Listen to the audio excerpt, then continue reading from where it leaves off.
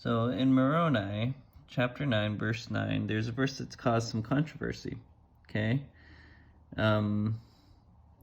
It's describing the horrible sins that the Nephites and the Lamanites are doing to each other, the horrible things in the last death throes of the Nephite civilization. It says, notwithstanding this great abomination of the Lamanites, it doth not exceed that of our people in Moriantum, for behold, many of the daughters of the Lamanites they have taken prisoners.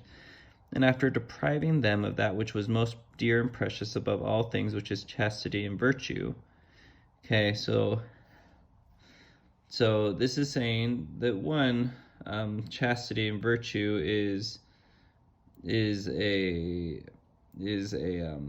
are precious and dear, but it's also viewed as rape, right? As a reference to rape. That's how it's normally interpreted. And the Church of Jesus Christ of Latter-day Saints once used this verse in a manual when it was talking about chastity. And it causes quite a controversy because it implies that people who are raped, who have no agency, who are overpowered, don't lose the idea that they are chaste and virtuous, lose virtue, which we associate as character traits, as sins, right? So it's saying that sin's being forced on someone, which seems to run counter to the church's stated beliefs. For example, in the second article of faith, that we believe people will be punished for their own sins, and that sins require agency. So the broader narrative of the church counteracts the idea that that being raped, being the victim of rape, is a sin. Another way to interpret this, which is perhaps a little bit more charitable, is that perhaps they are talking about something else, but I think it's unlikely. So perhaps they're not talking about rape. Perhaps they are talking about that they are seducing them, and that there was some sort of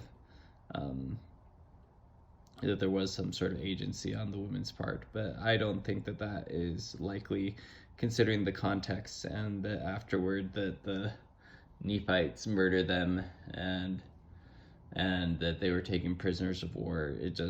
I don't see how consent is possible in that case. Anyways, so this caused some controversy, and people wonder how to interpret this. And I think, really, to be honest, I think that this is just Mormon not being direct. I think he's using an idiom, or he's dancing around the word rape, which I think would have been perhaps offensive to him to use, and I think that that's really what's going on. The Book of Mormon doesn't pretend to be a perfect document.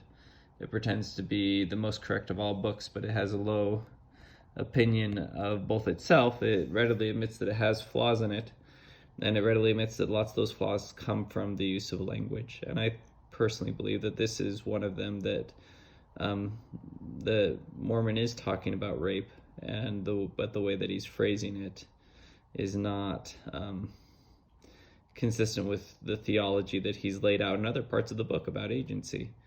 And so yeah. So that's what I think is going on. That's my personal interpretation. But this did cause a controversy, and eventually the church did change its manual, and it doesn't use that manual anymore.